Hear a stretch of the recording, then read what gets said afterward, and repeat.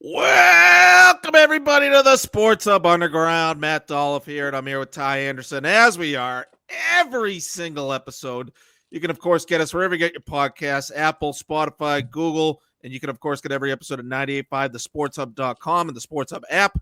Doing a little remote episode on today, Tuesday, February the 11th. The Boston Bruins are headed into the Four Nations break. We're going to talk a little bit about the local hockey club, as we always do. But we're going to start off talking about the Super Bowl, possibly, how it relates to the Patriots, NFL offseason, that whole thing. I do want to get Ty's thoughts on that stuff. Ty, how you doing over there? What's going on? How are we feeling today? I'm feeling pretty good. I unfortunately left the power cable on my laptop at the office, Ty. I told you I came home to do this pod because I have better Wi-Fi here. But I left my power cable there. So if I just all of a sudden cut out during the pod, that means the SWAT team showed up, just so you know. I did SWAT you as well, so we have that happening. That's going to be happening about 11 minutes, I believe. Oh, okay. I'm just going to need you to call the authorities. Yeah, I got you. We can take care of that.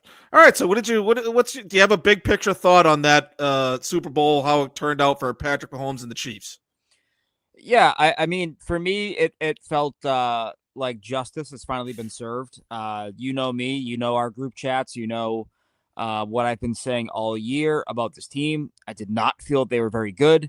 And I kept saying to you and Alex in the group chat, like, how many more times can they tightrope out of not having enough X, not having enough of this or that?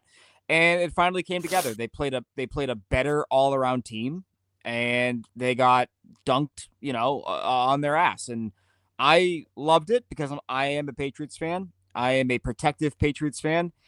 I do not like Patrick Mahomes. I do not like Travis Kelce. I do not like Andy Reid.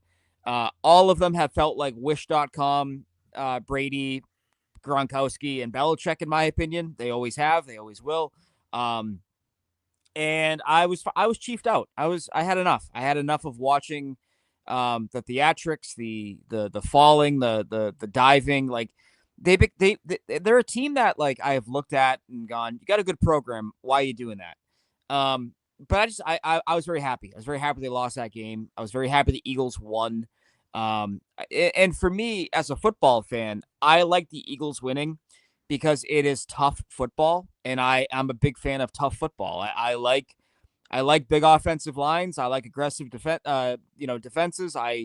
I'm a big fan of the running game when it's there, and that Eagles team is like, that's how I want to build a football team. And so it felt great in that regard that, the idea of you can't just have just the best quarterback in the league and win everything. Like, no, you got to have a good team. So for a Patriots fan, it was great. For a football fan, it was great. So I was all around very happy with everything about that game. But I also think this is another example, Matt. I'm curious what you think about this. Is like, we're always in a race to crown the next person, right? Like, we have this obsession in our culture, the next big thing, the next guy. And it's like, you kind of lose sight of, like, the present when you do that. And I hope that this Super Bowl was a lot of people to go, oh yeah, maybe we shouldn't race to crown somebody the greatest of all time, if we're going to ignore the fact that it is of all time, which is, again, something we do again and again and again as sports fans in culture, pop culture. We're always looking for the next big thing. We're always quick to declare something the greatest ever. And guess what? It takes time, Matt. It takes a lot of time to be the greatest of all time in anything. You can't just say it after 8 years or whatever. So I hope that lesson was delivered in a major way on Sunday, because I feel like it should have been. Right. No, it takes all of the time to be the greatest of all time. You need to take all of the time. Right. You're not the greatest of some of the time. You know what I mean? Put it this way. Like, if Patrick Mahomes never wins another Super Bowl, or if he retires today, is he the greatest quarterback of all time? Of course not. It was it's been an unbelievable run.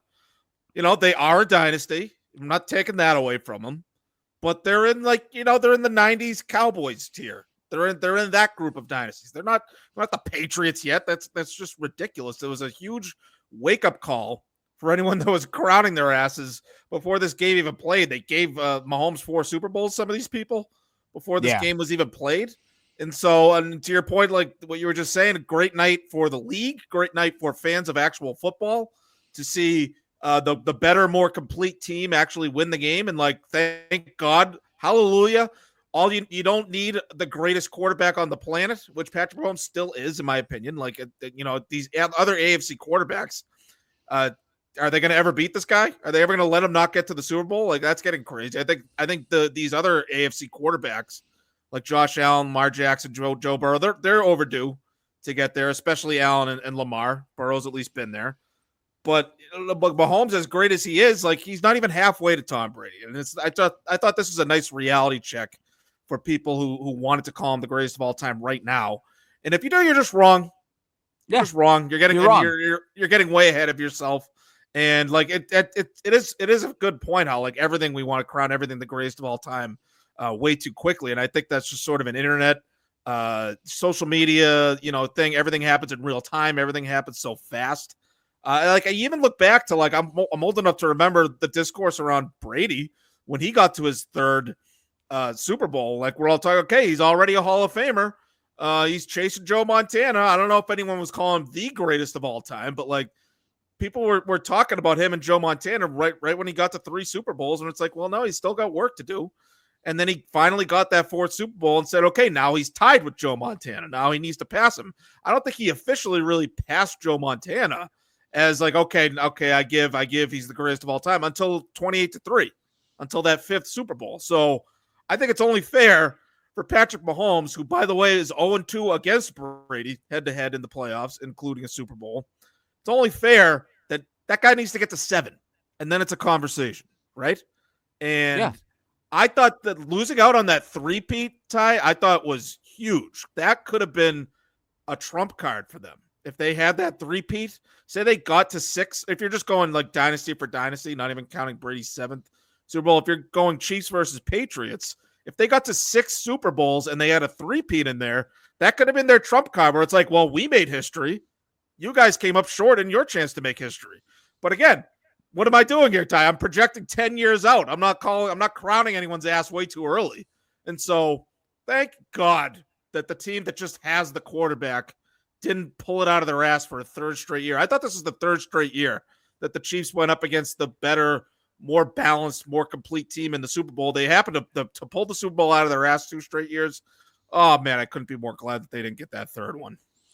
Oh, 100%. And I think that, I look at that game, and as it relates to the Brady conversation, for me, even if he did that, I would say, okay, well, is he going to take care of his body into his mid-30s? Is he going to overcome not having the greatest cast around him at all times? And you could argue that he did that a year ago. Like they took their losses, a year ago in terms of the weapons around him and the team itself, all of that. But this season for the Chiefs kind of always felt like that Brady 06 year where he's throwing to guys that you'd never heard of, or, Noah Gray, shout out New Hampshire. I'm pretty sure he's from New Hampshire. Had a great game, and you're like, who, but that has its limitations. Right. And I think you saw that, and, that's what truly separates, the great of a generation versus the greatest of all time. And not to say that Brady, Brady had to try to overcome that final Eagles Super Bowl loss that he had.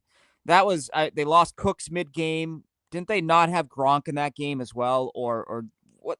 They were missing somebody else. Was it Edelman? I can't remember exactly, but they had injuries. 28-3 is when Gronk didn't play.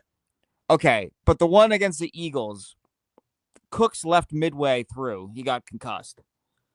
And was that the year that Edelman was hurt? Got a concussion, yeah. Okay. But yeah, anyway, so oh, yeah, no, you're right. Yeah, Edelman missed the whole season that year with a torn ACL. Yes. So it's like you're not always going to have a full deck, right? And so you can't hold that against somebody entirely, but Brady again also like it's almost like that trump card is the 3-peat would have been their trump card.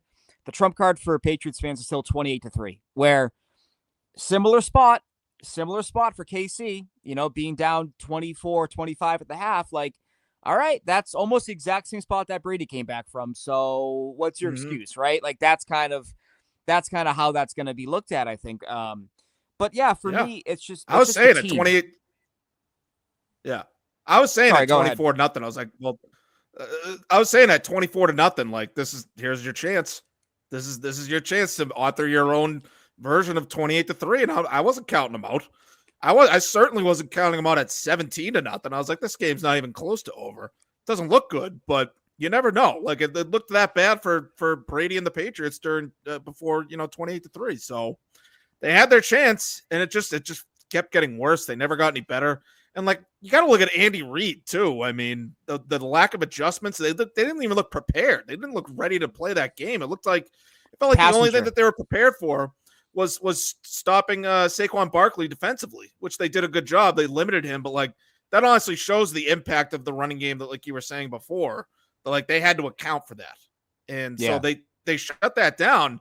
And it's funny, they made Patrick Mahomes beat them through the air, and he couldn't do it. He couldn't handle that Eagles pass rush. So I couldn't believe how unprepared they looked for like this. I had given them credit for being a team that like they have all this experience. They know what it takes. They've won all these big games already. And for them to just not show up for a game like that was a terrible look for Andy Reid, I thought. And like, I don't want to go too far with it. Like part of me is tempted to start saying, well, Andy Reid's overrated anyway. He was never close to Bill Belichick. I've sort of always felt that way. And it's like, I do think he's, the best or second best coach in the league. It's like him and Sean McVay right now. But like, I just think, I don't look at Bill Belichick the same way that I do Andy Reid, where it's like, oh, he just had a quarterback. Like Andy Reid was a good coach who had some success, made a Super Bowl before Patrick Mahomes.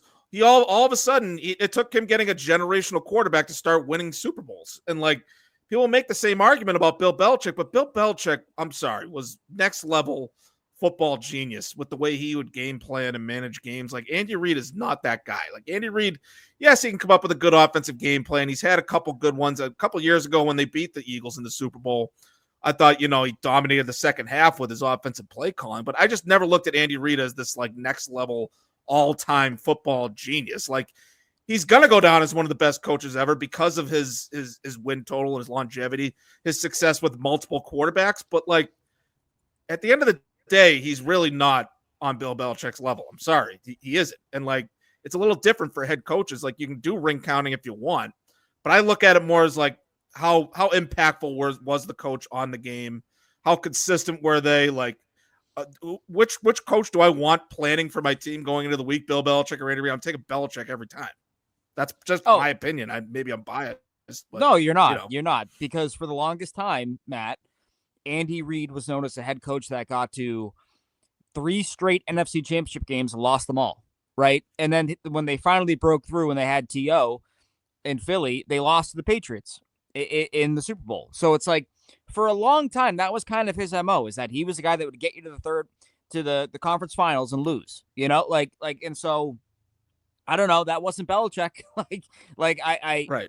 I don't mean to ring count here, but that was never. It was never. The fan perception was never, oh, the Patriots are in the AFC title game. Well, now they're going to lose. Like, no, that was the thing with all of Reid's teams for a long, long time. And so I know you can do the whole, okay, what was Reid before Mahomes? What was Belichick before Brady? I understand all that, but I agree. Like the not adjusting was pretty brutal. Like he's just walking up and down the sidelines. Like, what, you gonna do something or what's happening here? And the other part of it, Matt, is that so they lose this Super Bowl by 18 points. They lost the one against Brady. The Chiefs did by 22. So that's 40 points. If we're doing aggregate, it's 40 points that they've lost by in their losses. The Pats' 3 Super Bowl losses with Brady was 3 points, 4 points, and then 8 points, I think. So, yeah. So it's a 1-possession game all the way to the end every time, and that matters. I know. Listen, a loss is a loss is a loss, but you look at how you lose. I think that does matter in that kind of conversation because, it's got to be competitive. I think if you're in the conversation for the greatest at your position or at your job title in your craft, you always have to be competitive, even in defeat. They just weren't competitive, Matt. I was shocked at how uncompetitive that football game really was, especially the drive that KC had or could have had late in the first half, where it's a turnover and it's a pick six, and And then they opened the third quarter, and I think it was a 3-and-out or another turnover. Like, it was just horrible. It was not competitive football. And that's one thing that you could never say about Tom Brady's Patriots at that stage. It was never uncompetitive on the biggest stage for the Brady Patriots, in my opinion. Yeah, no, like most of the time, whenever the Patriots fell behind by 2-3 scores in a game, they came back. If they didn't win, they at least came back and made it interesting at the very end. Like, you remember that 2015 AFC title game that they lost to the Broncos? Like, Brady was getting the crap kicked out of him that whole game by the Denver pass rush, and like the Patriots offensive line problems ultimately doomed them at the end of that season. But they still got all the way down the field with Gronk with a long fourth down catch, Gronk with a touchdown, and they just couldn't get that last 2-point conversion. Otherwise, that game's going to overtime, and they might pull that game out of their ass. And so we need to see the Chiefs start doing that in these games. Like, we need to see the Chiefs sort of come back and make it interesting when they're getting their ass kicked like they were in that game. Like, they just went in the opposite direction. And, like, I don't know. I look at Mahomes. I look at Reed. Like, did they think they were just going to show up and roll the balls out and they were going to win this Super Bowl over that Eagles team? No problem. Like, It I sure think it's felt fair that to way. wonder. It Like, sure felt that way. People might say that about the 07 Patriots. I know they're like they themselves admitted the 07 team that, you know, the pressure of history got to them. So maybe there's an element of that with the Chiefs, but like just the way they looked coming out of that game and the fact that they made no adjustments, it's like they didn't really prepare. They didn't really game plan for the game. And like once it started unraveling, they just sort of let it happen almost. Like they had no answer. I was shocked that Chiefs team had no answer for what the Eagles were doing. And it's like, it's not to take away from the Eagles because the Eagles have such an unbelievable roster. Like, almost, I don't even know if you can name a single hole on their roster. They have good players at every spot. But to your point, what you were saying at the beginning of this program, like the fact that they're so dominant in the trenches, so good on both lines, like I think that is sort of where you look at the Patriots and say, that's where you got to start this season with your improvements. You got to get better protection for Drake May up front. You got to be able to block for the run game and open up lanes for the run game. And you got to get pressure on the opposing quarterback. I think it all really starts there and revolves around that. And like the quarterback is sort of independent of everything else. Like, yes, everybody needs a good quarterback to win, but the Eagles just proved like you get a top 10 quarterback and you have an elite offensive line, elite defensive line, you can win with that. I'd rather have that set up than the elite all-time quarterback just trying to make it work with a bad offensive line. I'd rather have the way the Eagles are doing it. So I hope the Patriots sort of follow their model this offseason. It seems like you would agree with that. Oh, yeah, completely. Because I do think that I never looked at the Chiefs as a team that this sounds weird, I know, but I never looked at this year's Chiefs and went, they are one of the best teams in football. I thought they were one of the best situational teams in football. They knew how to close out games or how to win games because their quarterback was so great. I looked at the teams that I thought were truly great teams in the NFL, and I would say Buffalo, I would say Philadelphia, I would say Baltimore, and I would say they didn't have a great year, I know, but team-wise, pound for pound, I liked the complexion of the 49ers. The results didn't follow, but I liked how they built their team, right? Yeah, and I thought there's Detroit too. Detroit. Yeah, exactly. So I think all 5 of those teams I mentioned, great offensive lines. Great big offensive lines. They knew how to block. They knew how to run block. Like they provided such a security blanket for your team, right? Because you weren't worrying about your quarterback having to run for his life or, you know, exposing him to either big hits, turnovers, et cetera, et cetera. So I think that's the way you got to build a team. I think it's similar to, you know, if you're in the NHL, it's like if you have a nice defense that can skate well and has some size, you're typically going to be in good shape. It's kind of the same kind of mantra. Or you build down the middle with steady two-way centers. Like you're going to have a good team if you do that. I think the offensive line, you know, that is your backbone. That is your vertebrae. You know, if that's not working, you're not going to be able to get through 20 weeks of football. Like it's got to be there, right? And so I felt that that's a commonality that I look at with a lot of great teams this year is that they had really strong offensive line play. and they had good size on their offensive line. Big dudes that would just be able to withstand all the pressure, right? And I thought that you saw that in Sunday's game. Yeah, no, I think that's where the Patriots need to start. And like everyone talks about getting a weapon. And I feel like, yes, you need like a number one receiver. You need to have like a good go-to guy. And I think that's also part of the problem with the Chiefs is that they haven't really identified that next guy for Mahomes after Travis Kelce, because Kelce looks, cooked at this point in his career. Do we think And he's so it's done, going to by be the way? interesting. What's that? Do we think he's done? Do you think he's back next year? Oh, he could be back next year. I'm saying he's cooked like he's not the same player. Oh yeah, no, that seems obvious at this point. I just wasn't sure if you think he's gonna try it again, or he's gonna take half a season off and then come back. Maybe he goes full Gronk. I don't know.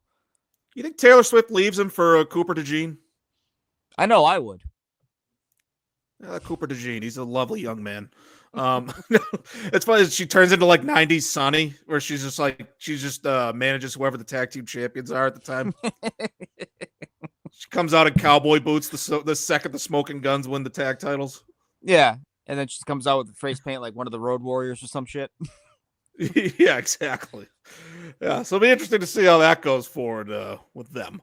But yeah, I was sort of half joking with Barth on the Patriots podcast, but like I'm kind of serious as well. Like, do you think the league looks at how the Chiefs' offensive line got decimated, and just in general how bad offensive lines have been across the league, and how slow they are to get going this season, and all the injuries, and like, do they do something about that as far as how they're practicing, or could make them better prepared for the season? Or do they maybe change the rules just to help the Chiefs like they used to do with Peyton Manning? Like, well, no, you have to tell Patrick Mahomes when you're going to try to sack him. And you can't sack him either. You just have to grab him, give him a little bear hug, and we'll give you the sack, but don't tackle him. We'll just give him a little bear hug. Like, I wonder if there's going to be little rule changes or something's going to happen to improve offensive line play across the board, because not everybody can play like the Eagles play. Yeah, I think that you got to have more physical practices. I think that's just kind of how the NFL should operate, because I do think there's an element of guys not being prepared for physicality for whatever reason, not enough exposure to it. I will say this, as it relates to the rules, I kind of realized that I hate that rule about the onside kick this year, because KC would be onside kicking in the third quarter if they had the option. They kind of took away from some potential excitement for that game, which is it's kind of interesting, I thought, because the NFL. Why'd they change that? I have no idea. You should be allowed to onside kick whenever the hell you want. The idea that you have to wait till the fourth quarter, I didn't know that, because they were down by so many, and then they scored, and I was like, all right, here comes an onside kick. And I forgot I had to do it in the fourth quarter. I knew you had to announce it, so it's like who cares at that point? Weird. Like Sean Payton faking the onside kick to start the second half in that Super Bowl with the Saints and the Colts. That's one of the great Super Bowl moments in history. It honestly won them the game, I think. Right, I forget what happened to lead to this rule change. I don't know why they changed it. Yeah, it's something really kind of bizarre. But that is like my parallels for the Chiefs have it's been the Colts, right? Like that mid 2000s Colts team that you just hated, because they were very there was something about, they were very button up, they were very fantasy point driven. It felt like, oh, look what they could do. And then, even down to the idiot kicker, you got Harrison Butker talking. It's like, dude, just kick the ball. No one wants to hear your opinions on anything. Just kick the ball. It's like Mike Vanderjagt and talking, and Peyton Manning saying our idiot kicker. It's kind of funny how that ends up playing out. So it's all about just the finesse passing game. And when they lose, people will make excuses for them and like changing the rules. Like, I just feel like that they never really did that for the Brady Patriots. I know Brady got calls as long as his career went on, because they wanted to protect quarterbacks in general, but of course they want to protect the best quarterbacks. But honestly, I feel like most of the rule changes were designed to stop the Patriots. Yeah. Like, I feel like the Chiefs are on the other side of that, where like they're trying to benefit them with all these rules. Yeah. Now you can barely touch the quarterbacks anymore. You can't do onside kicks anymore. Yeah, that I bet the Chiefs, I bet they might get that changed. Maybe they'll make it so you can do an onside kick whenever you want. Like, you still have to announce it. You can't surprise, but you can do the onside kick whenever you want. That might be a fair. I hate that. I really do hate that rule. So you have to announce what you're doing. So what's next? You're going to announce when you're going to do a flea flicker? Hey, this could be a run play, by the way, Right. guys. Everybody, like, I hate Yeah, that. you're doing a running play. Yeah, I just I don't got like mad at that. my friend once. I got mad at my friend playing Madden once because he would keep he would score a touchdown, then he would do the onside kick after or something like that. He'd do the onside kick on the ensuing kickoff. And I'd be like, dude, come on. At least can you just like give me a heads up you're doing the onside kick? He's like, no, what am I supposed to tell you when I'm doing a run play? It's the same thing. It's the same thing. Yeah. I mean, I just don't like that. I don't understand why. Like, no, it's an onside kick is a form of trickery at the end of the day. Like, you are hoping to trick the other team in some fashion. Oh, we're going to act like we're kicking this way. Then we're going to kick that way. And I'm going to try to get it to bounce and hit a guy that we don't think is going to handle it properly. Like, that's kind of the whole idea of an onside kick is trickery. But now you're going to take away an element of that, like the primary element of said trickery. No, I don't like that at all. So it's funny that seeing it all year long, I was like, oh, whatever. And then I see it in the biggest game, and I go, hey, wait a minute, that kind of sucks, actually. Like it took the biggest game for me to realize that it kind of blows. Yeah, I mean, part of me thought once the clock hit 000 at the end of the game, Goodell was going to walk onto the field and be like, the Super Bowl is now best 2 out of 3. Everybody go back to your locker rooms and get ready. Yeah, like the they Chiefs just don't have let they don't let the Eagles. They get the Eagles defensive line. They just send them to jail. They don't let them play anymore. My Andy Reid was going to pull out a Money in the Bank briefcase, and you're like, wait a minute. Yeah, they're cashing in the bonsai drop. There's Super Bowl in the bank. Yeah, it's basically does a Vader bomb on Nick Sirianni. By the way, he looks so much like Nick Foligno. It's unbelievable. It's unbelievable how much he looks like Nick Foligno. Yeah, can't get over it. That's a pretty good one. I mean, yeah, good for him. By the way, that's a guy like they were talking about. Fans wanted him fired. Apparently, the way it was going. Yeah, for them. I don't think he deserved that. He's now a Super Bowl champion. What I loved about that game was not just Sirianni, but I think we're learning that Jalen Hurts is a very good playoff quarterback. I've been impressed by him, the poise he had, the attitude. Like I thought it was very, like there are clips of them celebrating, and he was just very just so zoned in on the moment. And I thought it was interesting, watching NFL Network after the game. He was just, even then, he was very much still in the game mode mindset. He's like, yeah, man, I can't believe we won. He's like, I'm still prepared for the game. I thought his poise and his focus, I thought that was very Brady-like, and obviously got a million miles to go to be in that kind of level. But I thought, we're all talking about who's Brady. I thought the poise that guy showed was the most Tom Brady-esque thing from that performance in that game, in my opinion. Yeah, no, that's another reason I love the fact that they won is that you can win the Super Bowl with just a good quarterback. Jalen Hurts definitely a top 10 quarterback in the league. Now that he's a champion, maybe you could put him in the conversation for that 5th spot somewhere. I still put Mahomes, Allen, Lamar Jackson, Burrow as the clear top 4, in my opinion. But there's a conversation for that 5th spot, and you could probably put Jalen Hurts there now that he has a ring. He's got more rings than Allen and Lamar and Burrow at this point. But you can win a Super Bowl with a top 10 quarterback who plays well, plays with poise, plays well under pressure, makes plays when you need him to, picks the right time to run, and just have a great team around him. I'm so glad that you could win a Super Bowl that way. Gives the Patriots hope for sure. Drake May, who knows if he could get to that elite world-class franchise quarterback level, but if he could just be a top 10 guy and you put a team around him, you never know what could happen. And so, the Eagles have done, such an unbelievable job building their roster.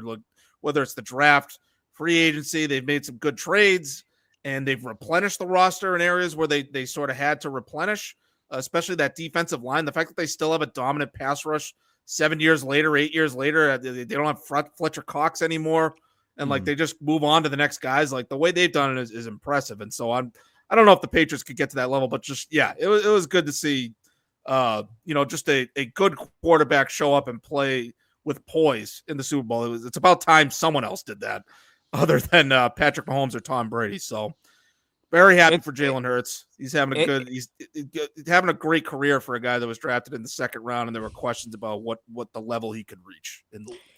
And I think what I liked about it was really the he has that interception I think it was the first half. I want to say it was the first half. And then from there, I thought he was nails. I thought it was like, all right, I fucked up. Not gonna happen again. And it didn't. It didn't. Like he was so good from that point on.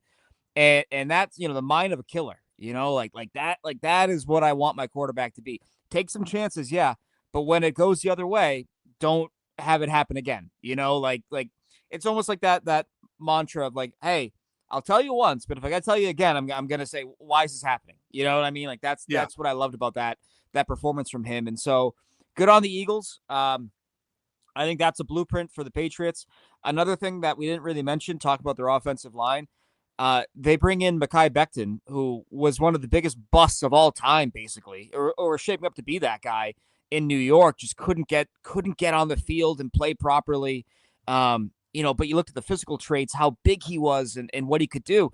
They bring him into Philly and they turn him into a serviceable offensive lineman. I thought he was really good. And so it's things like that's a sign of a great organization, that you can bring in players like that and really get the best out of them. And that's what I liked about that team. I just like just a great football team. And now I guess the big question that I would have, Matt, is where do the Chiefs go from here? Like they tried winning with kind of the patchwork offense up front on the line. Kelsey's getting older. Like, are they the 05-06 Patriots trying to kind of piecemeal it together, or is it the 07 Patriots now, and they're going to go out and they're going to get, their version of Dante Stallworth and Wes Welker and Randy Moss? Like what's next for them? That's what I really want to know. Yeah, I mean, if I'm them, I try to load up on offense. Yeah, for sure. Like try to beef up the offense around Patrick Mahomes. Maybe do their version of bringing in Saquon Barkley or Derrick Henry to have that sort of X factor in the run game, like a good established guy to they put need back it. There. I feel like they do need it. I don't think, Isaiah Pacheco is a pretty good player, but I don't think that's really enough. If they had like a Derrick Henry or a Saquon Barkley type threat, that might make a huge difference for them. But yeah, no, the Chiefs are kind of like you said 06, they're kind of like the 2010, 2011 Patriots, where like they're a little too reliant on Patrick Mahomes, and like this is sort of a wake-up call for them that like you can't just go, we got Mahomes, and just win the Super Bowl every year that way. Like, thank God that they didn't win 3 in a row that way. They almost did. I think they basically won 2 Super Bowls that way before this year. But like this is sort of, the sort of the step back that they almost needed, where it's like the league needed it, where it's like you can't just say, oh, we're just going to have Mahomes make it up. He'll just figure it out at the end. Like, no, that's not enough. I think even the best quarterbacks ever, the Bradys, the Peyton Mannings, like they always needed teams around them. John Elway didn't win 2 Super Bowls until the very end of his career, when he had an all-time Hall of Fame running back and just a great team around him. Like everybody needs a team around him. It's about how you play when you get to that stage. And, like ring counting is what you do with these quarterbacks once you get to the best of the best of the best of all time. Like I think it's only fair with quarterbacks. But Patrick Mahomes is not going to get to 6 or 7 rings without putting more players around him. He's not going to be able to do it by himself. Nobody can do it by himself. And so it's going to be a good test for the Chiefs, because they're not a big spending team usually. Like they traded Tyreek Hill instead of spending on him, instead of paying him. And like they're getting a pretty damn good deal on Patrick Mahomes right now. I think he's only making like $45 million. Where like, you got Trevor Lawrence making 50 something. You got Joe Burrow making over 60 million. Drake May is going to make 70 million if he becomes an elite guy. Jane Daniels is going to make freaking $75 million in a few years. Like it's getting crazy with the quarterback money. So they got to find a way to put a better team around Mahomes, whether it's spending, whether it's making their version of the Randy Moss trade. But like, yeah, they got work to do. I think next year could be finally the year where you see him take sort of a step back. They don't even make the conference title game, and it's, it becomes sort of time for a Josh Allen or a Lamar Jackson, or the Bengals maybe break back through again. Like I think you're going to see a sort of step back unless they make that 07-esque kind of like load up retool type of offseason. It's going to be interesting to see what they do. It's funny too, Matt, is I think that you're finally starting to see some of the drafting miscues of the Chiefs coming to the table. And I say that because you mentioned the running back, right? They took Clyde Edwards-Helaire with a first-round pick in 2020, right? And look at the guys that were taken right after him. T. Higgins, Michael Pittman, DeAndre Swift. There's another running back. Jonathan Taylor got taken like 7 picks later. Good play. And pretty damn good players, right? And then you look at the second round. The second round, they take Willie Gay, linebacker. A few picks later, Zach Bond goes to New Orleans. Now Zach Bond's in Philadelphia, had a great season, had an interception in the Super Bowl. Like, it's kind of funny that, like, okay, now you're starting to see they're not a perfect system. They're not a perfect organization. And no team is going to be perfect. I understand that. But, like, those are two key spots where you looked at them and went, oh, yeah, they can't get a stop. And they don't have a run game. And as soon as they went down by 10, by 14, whatever it was, they were all pass because they don't have a run game. And it's like, okay, well, there are two round one and round two misses back to back that are now those players, in theory, should be in the prime of their career. They'd be, 26, 27 years old. You don't have those guys. They're not even on your roster anymore. And so this is the challenging part. It's not easy to be a dynasty for 20 years. You got to overcome draft misses like the Patriots had to with their draft misses after or I would say during the first dynasty, right? Where you had guys taken high and you're like, not a great pick. I wish you picked a better guy there. Like, you got to overcome that. And it's a lot harder than just, we got the best quarterback, so we're good. Like, it really feels like the Chiefs are fully in that 05, 06 kind of Patriots territory now. Yes, they have a conference banner to show for it, but that's when you're the Chiefs, when you're the Patriots, those don't matter. It's about titles, baby. And they don't have the fourth one with Mahomes right now, basically because of how they built their roster, in my opinion. Yeah, no, they've taken a step back with how they haven't drafted particularly well lately. So we'll see how it goes for them. But yeah, like that's where I sort of get off the train with the Brady Mahomes debate where like people saying it's over. Go talk's over. No, it's not over. Don't ever put Patrick Mahomes in the same sentence as Tom Brady again. I appreciate your passion, but Mahomes probably has a good 10 years left at least. We'll see. I'm willing to wait and see what happens. Like, what if Mahomes wins the next 5 Super Bowls? I'm not can't close the door on it yet, but it is a step back and just a wake up call that he has a lot of work to do to actually get to Tom Brady. You all crowned his ass too early, and you went way too fast with that. And now we just got to see how it plays out. And like, I think it could play out similarly to how it did with the Patriots. Like, Mahomes is going to have to adjust the way he plays. He's not going to be able to run the way he does for his whole career. I don't think he's going to have Andy Reid when he's like 78 years old. I don't think he's going to have Andy Reid, 10 years from now. He's obviously not going to have Travis Kelce pretty soon. He doesn't have the same player right now that Travis Kelce was. So he's going to have to find a new go-to receiver. Maybe Xavier Worthy is that guy. Maybe Rashee Rice comes back healthy and he could be that guy. We'll see. But like, it's all a big we'll see with Patrick Mahomes. Like, he's got a lot of work to do. Brady had a lot of work to do. And like, you look at what he did. And like, I think it's way too early to say that Patrick Mahomes is anywhere near Tom Brady. He's got to do all the things that Brady did and find a way to not just keep playing at the same level, but Brady got better in his late 30s. He started to move around a little more in the pocket. Like, he adjusted his game. He got in better physical shape, I think, and he started spreading the ball around more. Obviously, he had Rob Gronkowski, so maybe if Mahomes gets that next great elite pass catcher, whether it's the draft or whatever, like if they find that next guy for Mahomes, like that'll make a big difference. The Bills will keep helping them out there. For the Chiefs. The Bills will keep making trades and allowing them to get guys like that. Yeah, they're going to give him the next, Joe Walt, the next elite left tackle. I think I trade him Bill Belichick somehow. You mentioned it, and that's where the conversation is shifting for me. For him to match Tom Brady, I need to see how he takes care of his body into his 30s. I need to see how he handles the mentality of winning, wanting to win, wanting to compete, because that's where Brady. There's only one guy like Tom Brady, and it's Michael Jordan. That hunger to keep winning, that how you took it personally when you didn't win. Not everybody is wired like that. It's a borderline sociopathic way, to be wired in your brain that you are obsessed with winning and that you can't handle losing and it drives you. Does he have that? Because that's what truly made Brady an assassin. That's why you had belief when the Falcons went up by the score they did that Brady could come back and win that game, because he was wired unlike any other competitor we've basically ever seen in that sport. And so that's a true test for Pat Mahomes and the Chiefs is what steps do you take to be that guy, to be the greatest?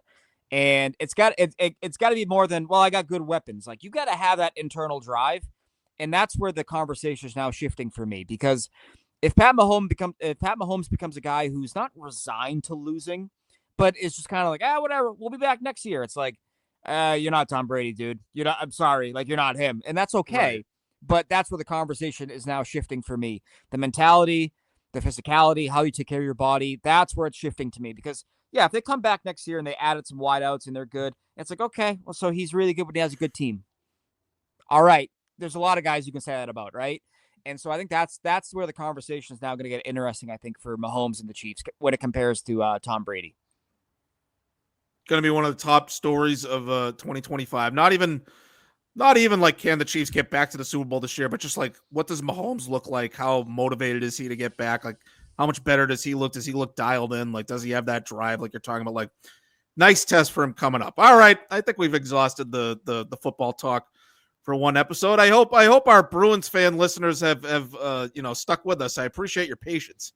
Hopefully they just like getting our thoughts on this stuff, whether it's a hockey, football, whatever. But let's switch gears to the local hockey club, the team that we like to talk about the most, the Boston Hockey Bruins. Very deflating, disappointing couple losses last week, Ty. Now they're at the Four Nations break. I imagine we'll talk a little more about the Four Nations later on as the tournament gets going. But the Bruins right now at the Four Nations break, not looking good. I would project them to miss the playoffs at this point. They're on the outside looking in, and the other teams still have games in hand on them. So it's not looking good. And I feel like these two losses to the Rangers and the Knights, where they had leads, they blew it. They end up with 0 points when they could have gotten 4. Like, that to me is the truest sign that they should probably sell at the trade deadline. See what they can get for the guys that they're not necessarily going to keep as a long-term piece of their future, guys that they're not going to sign, guys that they're getting calls on that other teams are interested in. I think it's time. I look at it more so than the blowout losses. Like, the blowouts are what they are. But with these games where, like, even when you're hanging in there and keeping it interesting, they haven't really been able to close the deal. And so they're not closing the deal against good teams. The Rangers are kind of a mediocre team this year. Like, they can't even hang on in these close competitive games where you would think a team that's built around defense and goaltending can sort of hang around in those games. Like, obviously their biggest problem is scoring, but the defense and the goaltending breaking down has sort of been the more alarming thing for me, because that's sort of how they're supposed to win. That's how they're built. That's what they spent their money on. And I think these losses to the Rangers and the Knights is the surest sign yet that it's time to sort of go on that downward direction, sell off pieces that you can, focus on the future. What do you think? I agree, and it pains me to agree, but I do agree. You had to get points out of those games. I don't care if that's unfair, with it being the second leg of a back-to-back and the Golden Knights being one of the best teams in hockey. You got to get points out of those games. They got 0. And to make matters worse, Matt, you didn't even mention this. On Saturday, Columbus loses. Detroit loses. The Islanders lose. The Canadiens lose. The Senators lose. And you get 0 points. And you are 70 seconds away from getting at least 1 point. It's just a sign. It's not your year. And that's okay. But these nights are starting to stack up here where you get nothing and then the other teams help you out. You don't take advantage, right? Like, this Bruins team is just not an opportunistic team. And you're 57 games in now. What more do you got to see before you just kind of know they are what they are? And that's sometimes a good thing, sometimes a bad thing. They are extremely middle of the road.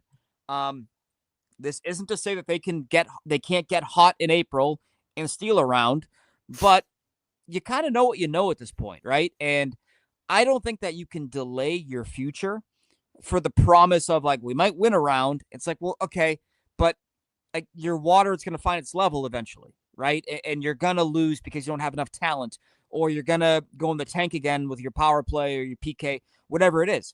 You've had 57 games to prove yourselves. You haven't done it. The deadline is on March 7th. Like, it's time to accept what is going to happen. And I think that's kind of, where they have to be. You needed points. You needed points, and you didn't get them. And you look at the math, you look at the odds, like, they're not in your favor. And I think to put all of that on Hampus Lindholm, it's a mistake to think that all of your issues are going to be cured by Hampus Lindholm coming back after missing 40-something games because of a knee injury.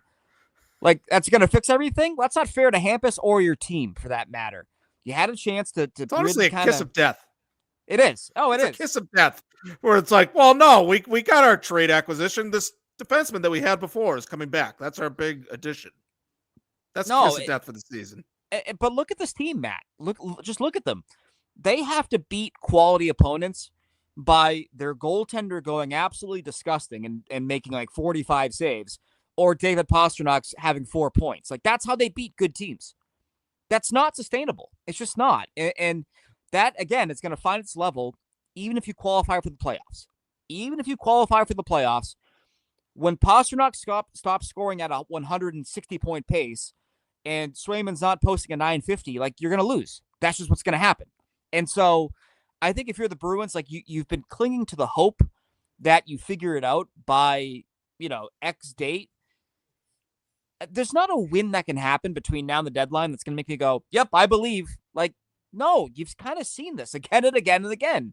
And so, yeah, you got to make some calls. You got to make some hard calls. And if you can't, and if you don't have authority to do that, well, then I don't want you being the GM of the team. And because you don't have a true direction. If the direction is make the playoffs, that's not a direction. That's just, you want to make the playoffs. That's great. Okay, well, what are you doing to get to the playoffs? I don't want to be the late era Penguins where you get in and then lose in 6 games. Like, I don't care. I want to know what the vision is, right? At least the Penguins had another 2 Stanley Cup banners that were hanging in their rafters that could justify that. You don't have that, So I think you got to make some calls. You got to make some trades and short-term pain for long-term gains. That's how I'm looking at the deadline, Mm-hmm.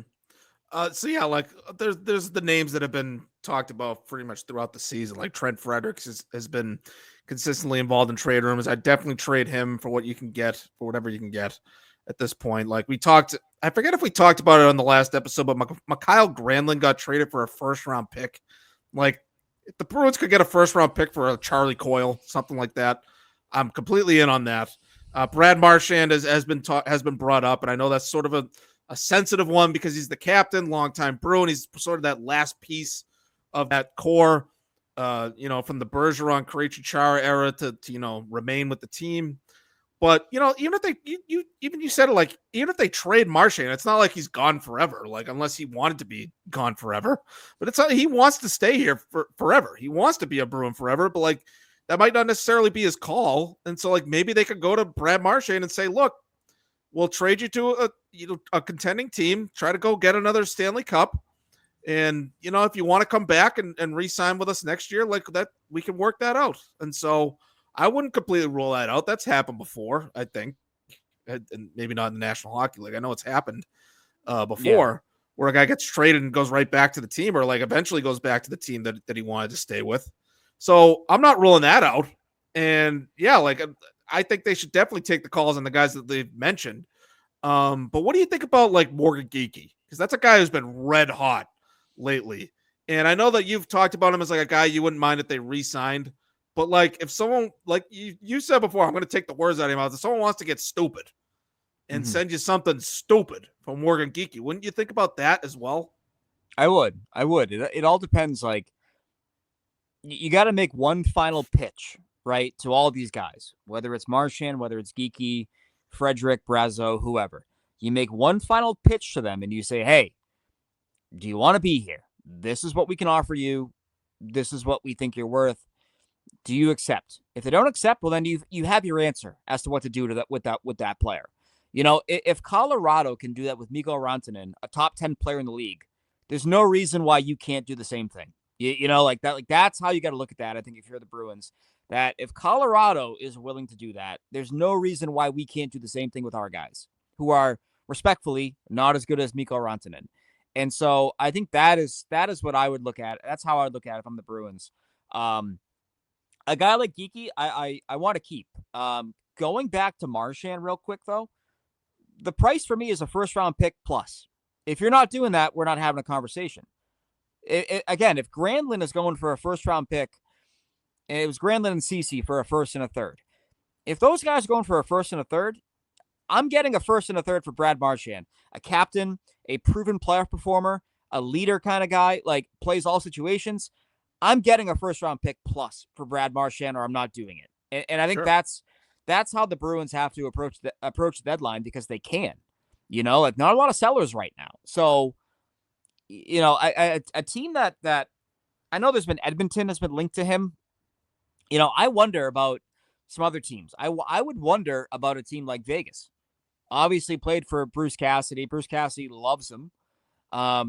He's playing for him on Team Canada right now.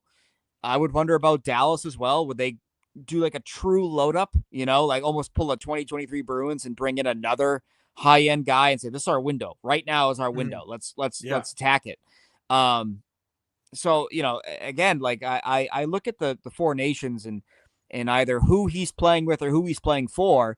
And if he has a good tournament, like I wonder if those teams are going back to their management going, dude, we got to get Marchand in here. He's great. He was awesome in the locker room. He was awesome on the ice. Like, we got to bring that guy in. And so I'd be really curious what happens here. But that's my starting price for a guy like that. It's a first plus, because the market dictates that you can get that for a guy like that. But Sweeney, this is going to be Sweeney's hardest deadline, because he's never been a guy who has sold off talent at the deadline. Like, he's never really done that. And so he's got to dictate the market prices for his guys. And that's something that I don't know if I fully believe in him doing that, because he's never done it before. Right. But he's got to resist the urge, Matt, to buy, because there's just no reason to buy with this team right now, in my opinion. I mean, that's a scary thought. Do you think that's possible, that like, yes, I do. he buys to save his job? Like, he starts trading away a first round pick to bring in like a top 6 winger or whatever?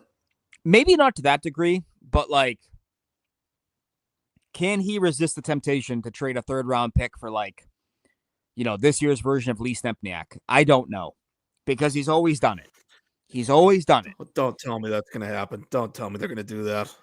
I hope just to have 2-3 home games and lose to, the Washington Capitals in the first round. Yeah, handshakes on home ice, as is tradition. As is tradition, yes. I honestly, I don't. It's illegal for the Bruins to shake hands on another team's rink. In fact, it actually is in the NHL CBA. They can't do that. Ever since Vancouver, they made it illegal. I truly don't know what their plans are. And that is scary. I go back to that interview that Don Sweeney did on TNT, and he was asked about it by Brian Boucher. Hey, good on Brian Boucher, by the way, asking about the NHL hockey team that he GMs and not just Team Canada. Asked him about it, and he won't even say the word retool. He won't even say sell. He will not even entertain it.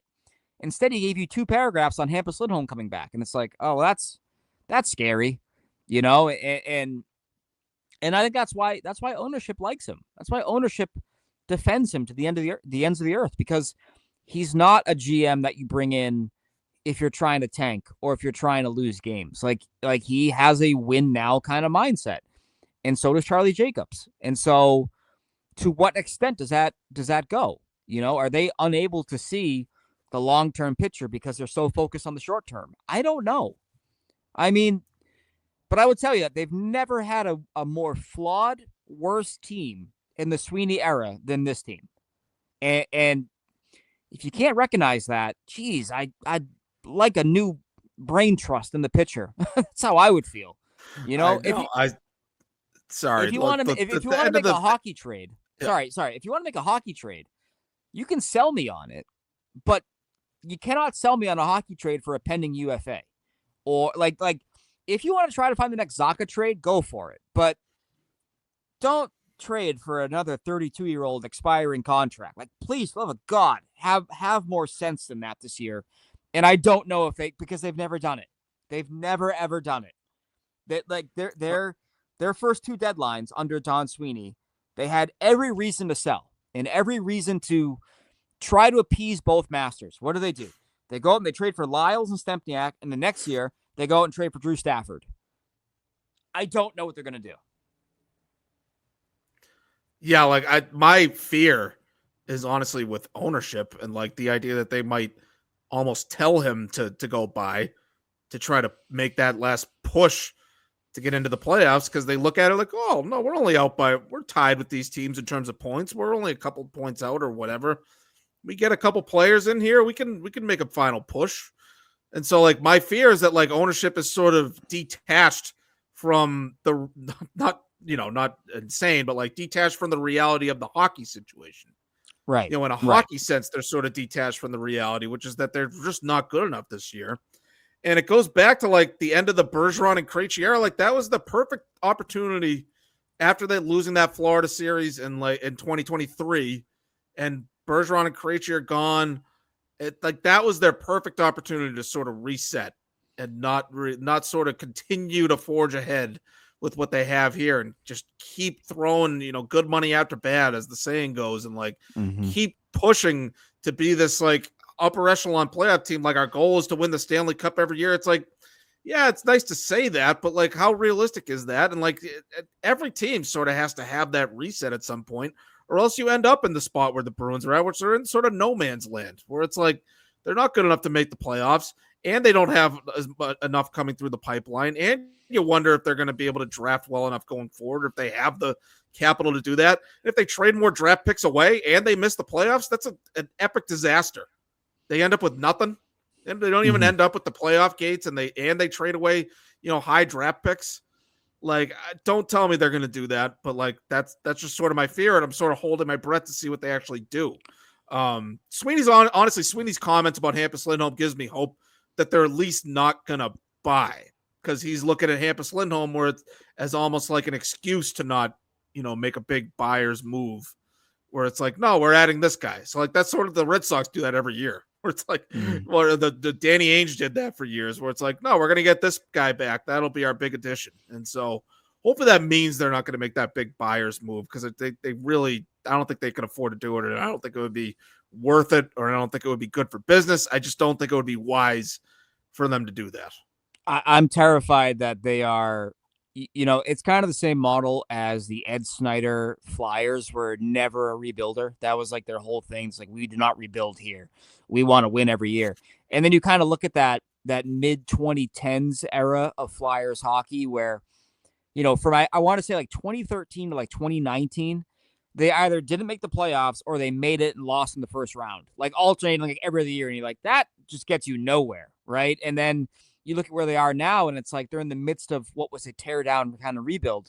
And it's like they kind of realize, okay, we have to try to like have a long-term vision here versus just making the playoffs. And, as you mentioned, the Flyers over that period of time, that mid 2010s, they chased a lot of good money with bad money. Like that's kind of, they did that a lot. They gave a $30 million contract to Andrew McDonald, I'm pretty sure. They would always bring in guys that you're like, okay, that's a lot of money for a 29-year-old, 31-year-old, whatever the case may be. And I'm terrified of the Bruins doing that, because you don't have to. Like, if you can deal with some short-term pain, you can really have an accelerated retool, a rebuild on the fly. On this podcast, we've talked about the Capitals before, the way they handled 2 deadlines back-to-back. They brought in about 12 draft picks over that period of time, and they either used them to draft guys or they use them to parlay them into trades for win now kind of players. And so the Bruins can and should do that. It's just a matter of will they, because I've said this before, Matt, they haven't sold at a deadline in almost 20 years. And so history is not on their side in that regard, and especially not this front office's side.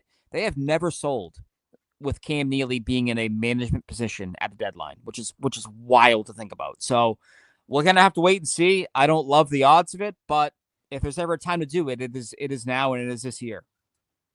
Now is the time to sell for sure, but I'm not holding my breath for it either way. If I were a betting man, if there was a chance to bet on what they do, I would bet on stand pat over anything else. Maybe make a small move, trade a 4th or a 5th round pick to bring in a depth guy, like something like that, where they could say we're buying, or we're trying to add to make a run at the playoffs, but nothing big. So I would probably think they're going to stand pat. I would say that they're going to trade. They're going to trade, if they do trade, right? They're going to trade one of Morgan Geekie or Trent Frederick, but not both. And they're going to trade one of Brad Marchand or Trent Frederick, but not both. Like that's how I would look at that. Like they have guys that they look at and they don't want to have to. as fun as it may be in terms of like maximizing your suck season in terms of future assets, I don't think they'll sell off like 4 guys, for example. I think it would be 1 or 2 guys going out, 1 coming in, and then you bring up a guy from Providence, and you hope you find some money there. We'll see what happens, but I think that's, as beneficial for the long term health of the franchise as it would be. I don't think they have like an aggressive sell off. I would lean aggressive, but I don't think they would. Yeah, I mean, I hope it's an aggressive sell off at this point. Like you said, deal with some short term pain. We already see where this is going. Might as well sort of lean into it, and then hopefully you're better for the future. Have that accelerated rebuild, as you said. All right, Ty. Well, I got to get out of here. I'm going to be going on with Joe Murray at 7:20, so I got to get out of here and head back to the studio, and then I also got to put this podcast up. Also, my battery's dying, and I'm about to go to jail, so. I will. I'm going to need you to bail me out later, just so you know. Probably going to have to. $30. Okay. All right. Just a misdemeanor. Nickels? Okay. Yes, just a misdemeanor. I'll be fine. I don't know with Trump. You're not going to be able to pay in pennies though, apparently, based on what Trump said. But all right, Ty. Thanks for listening. Thanks for doing this pod. Thanks for taking the time today. To our listeners, if you made it this far, thanks. I love you. This is the Sports Hub Underground. Ty and I are going to get back together in the studio in person sometime soon. We'll talk more about the Bruins. Big picture stuff, short-term stuff, 4 nations. There's still plenty to talk about. There's still some NHL league stuff that I wanted to get into with Ty, but we'll get time to do that. We'll do that again soon. Thanks for listening, folks. We'll talk to you again sometime soon.